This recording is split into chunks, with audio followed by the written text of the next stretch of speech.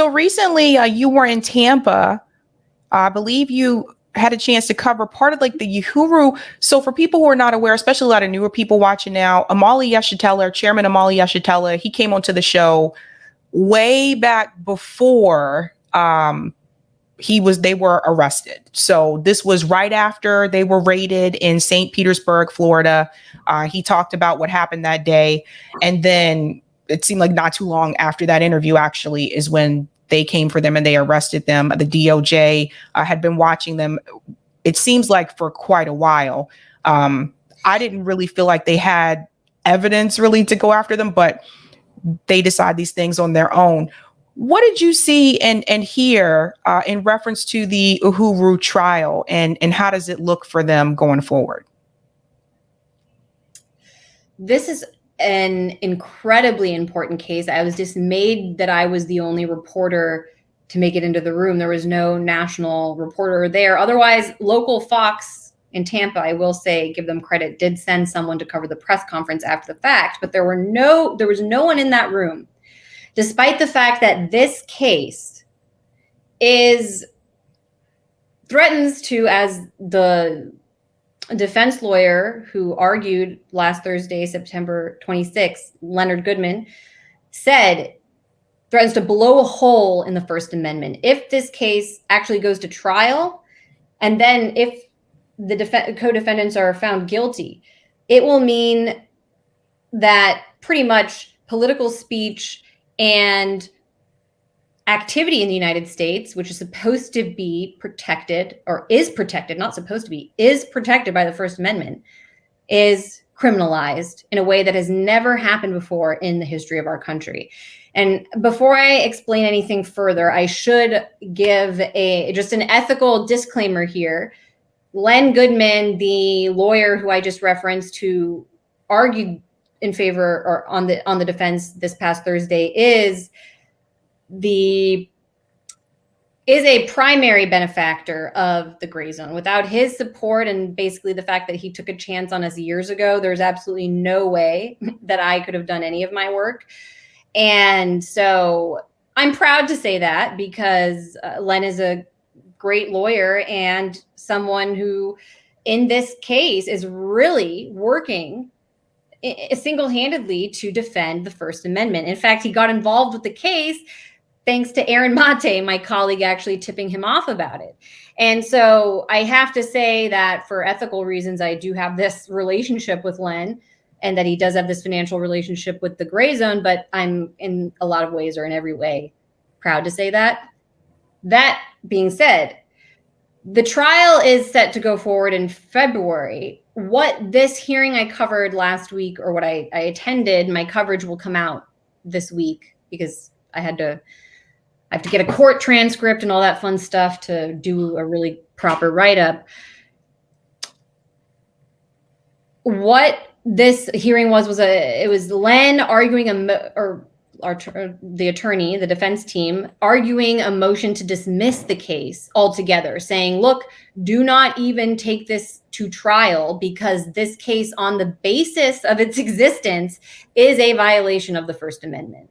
It should not even go. In fact, Len and the defendants make this case, as do the other defense attorneys, that even if this goes to trial, that is already harassment, because they've already restricted these three co-defendants' movement. They're like effectively on some sort of probation where they get home visits, where they're innocent now. They haven't been proven guilty of any crime. But if it goes to trial, that prolongs this period of mistreatment for them. It racks up legal costs. It would effectively equal harassment, and it is a chilling effect. It sends a message to anyone else engaged in the kind of legal political activity, First Amendment political activity that these people were engaged in, that they should be afraid. And so that is really the argument that the attorneys were putting forward last week.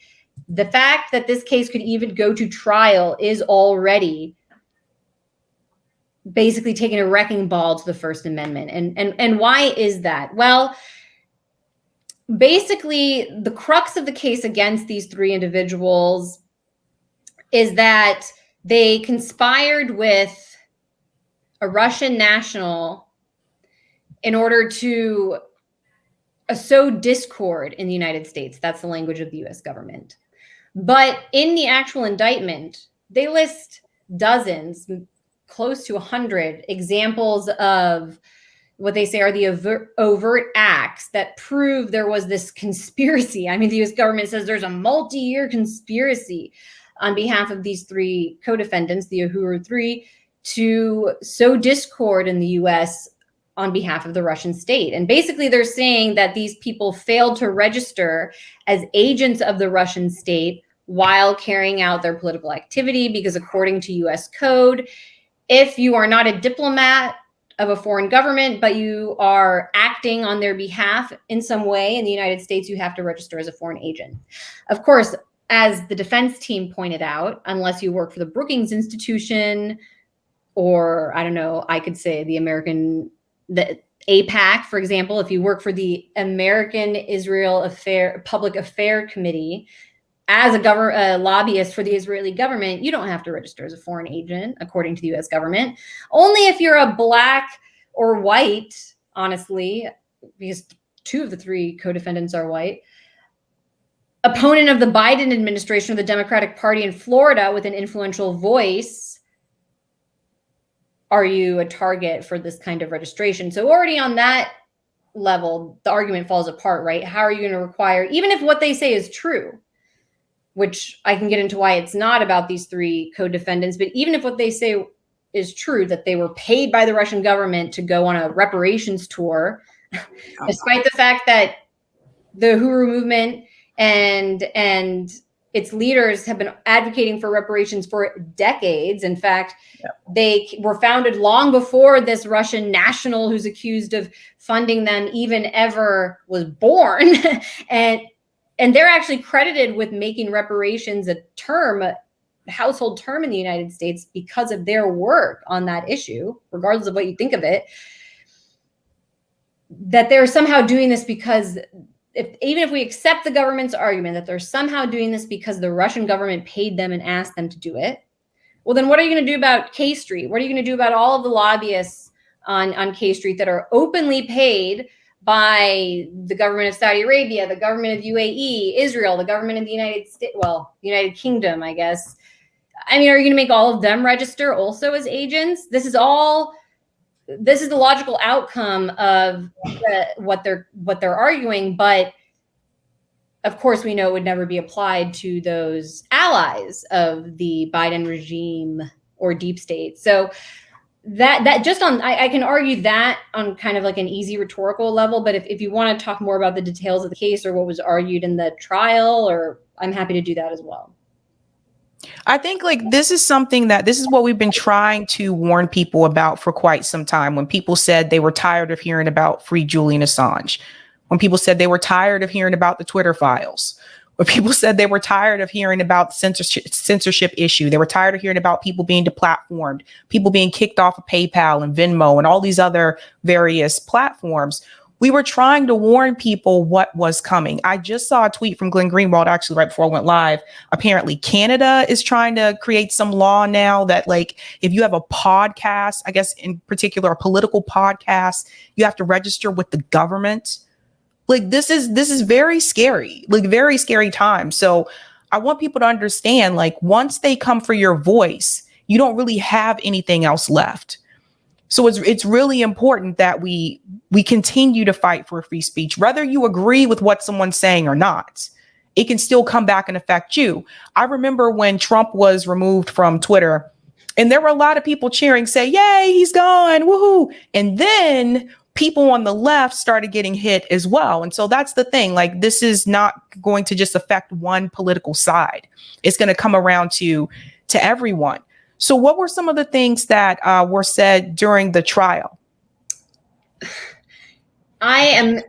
What I saw on Thursday was an insult to me as an American citizen and taxpayer, and should be considered an insult and actually an assault on the American citizen and the American taxpayer, because what was going on in that courtroom is that the Justice Department, lawyers that are paid with your tax dollars and mine, meaning basically you're in my salary, yours and my, that the government takes and decides that these very these ambitious young lawyers are worthy of our hard-earned money. What they're now doing with those resources they are waging a war on our rights, our guaranteed constitutional rights as American citizens. As Len Goodman, the attorney representing the defense, said in court, there was a First Amendment for a reason. Our founders believed that free speech and political activity had to be the basis of their vision for a free society and country. And so once we lose the First Amendment, we lose everything that comes after it. And the way Len put it is that this is part of a trend of the United States government now, and it's been going on especially since 9/11, basically, to roll back our freedoms through things like the Patriot Act. But they're taking political speech and activity that they don't like, labeling it as something that is wrong or criminal in order to criminalize what is supposed to be the basis of our country, the fact that we can get out in the street and say whatever we want. And again, all of the pieces of evidence that the government lists as supposedly proving this vast conspiracy were all public activity, political activity, and protected speech that the co-defendants engaged in the United States. So they talk about articles that they published at their newspaper. They talked about petitions in favor of reparations or denouncing what they say is the genocide of Black Americans. These are all the activities that the United States government apparently considered criminal. But the problem is those are all protected activities and speech. So even if, and as they allege that basically this Russian national, who they've not demonstrated or proven that this person is even a representative of the Russian government. That's not a fact at this point in time. So even if it's just a Russian person, and this is where we're getting into how it's really a question of how Russiagate, years and years and years of media-induced, top-down Russiagate hysteria, where if you're a Russian person who just speaks Russian, you are considered this representative of an evil network that is like trying to sow discord and overthrow our government and create some sort of revolution here in the US. Right? That's how people have been programmed to think. If they watch MSNBC every night, or even if they watch CNN, or if they're basically not a Trumper, then a lot of people just take that as fact. If you're Russian, you're already suspect. And so the US government, the DOJ, were capitalizing on this in order to cast these three co-defendants, two of them who are over 70 years old. They were actually arguing that they are national security threats to the United States by just saying things like they were talking to a Russian national, or maybe they allege that they got $7,000 or a little bit more maybe to get from this Russian national to do a tour about reparations in the United States, as if they were doing that because the Russian government told them. No, they were just wanted money to do what they were already doing for decades and decades and decades. But the US government is saying, no, it doesn't matter. Just the fact that they have this relationship means that their action was criminal. And what the defense is saying is that those relationships, even if they got money from this Russian national and then went on a tour, that's not proving that they're agents of the Russian government, even if that individual is a representative of the Russian government, which, by the way, again, they haven't demonstrated in court yet. So they have taken a list of normal activities that Americans engage in every day all across the country and criminalized them basically based on just some friendship or relationship that they had with someone in Russia. And if this precedent goes through, that, I mean, it's not going to be the Brookings Institute that they go after. It's going to be other kinds of journalists and people who oppose the state. So the precedent is very clear and dangerous. And it's also very clear to me, after going there and meeting the co-defendants and the larger Uhuru network, that these people were targeted specifically because they are a thorn in the side of the Democratic Party establishment. Not only were they targeted in the 90s in basically a move-style assault on their headquarters because they were leading the charge against their public opposition to what was essentially a police killing execution of a teenager in the street. This was back in the 90s. They were targeted with helicopters and fire bombs, and there was this armed confrontation between the civilians and the police in St. Petersburg way back then. And then more recently, they ran local city council and mayoral candidates who really messed with the Democratic Party. In fact, even caused a split in the official Democratic Party in that area. So what are the DOJ doing? And I mean, of course, the lawyers can't say this. They wouldn't say this because they're lawyers, but I'm saying this just as an observer and a journalist. It's very clear to me. The DOJ sat there and said, look, we need something to not only keep this Russiagate insanity alive, we also need a legal precedent that we can now weaponize against everybody else in terms of their free speech and their political activity and their public writings. Who's the best target? Okay, why not go after this activist group in Florida that has been pissing us off for decades? And that is what happened. They raided the home of the chairman of the Uhuru movement in a pre-dawn raid. He's like 80 years old. They flew a drone into his house and zip tied him, actually, and his wife left them in the street while they raided the home. By the way, they were not shown an arrest or a search warrant until after the raid had already taken place, which is you're already seeing the level of constitutional violation, misconduct that was happening with this persecution of them. But at that point, they hadn't even been indicted. Okay, so basically what happened was the United States government indicted these Russian nationals that they accuse of being of sowing discord in the United States last year, then carried out and named these 3 people that are now on trial as unnamed co-conspirators.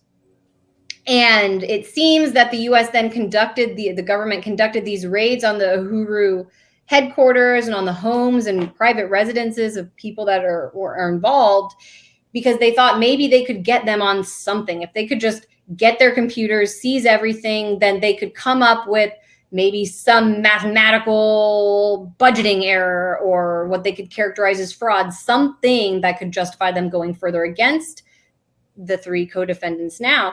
And they didn't get anything. They didn't get anything substantial, as evidenced by the indictment, which the defense made a very clear case last week does not stand up against the First Amendment because there's just nothing there. This feels like McCarthyism, Anya. It is, in fact.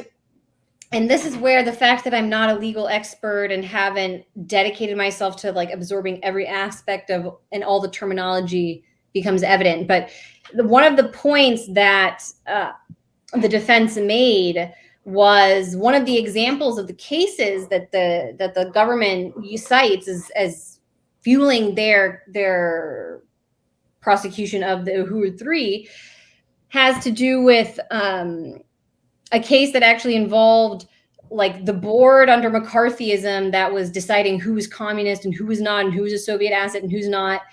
But that board, which is the whole basis of that case, has been disbanded because it's considered one of the most shameful chapters in our history when we actually had a government board doing that kind of review in order to curb the constitutionally guaranteed rights of Americans. So what the DOJ is doing now, yes, is they are asking for a return to McCarthyism.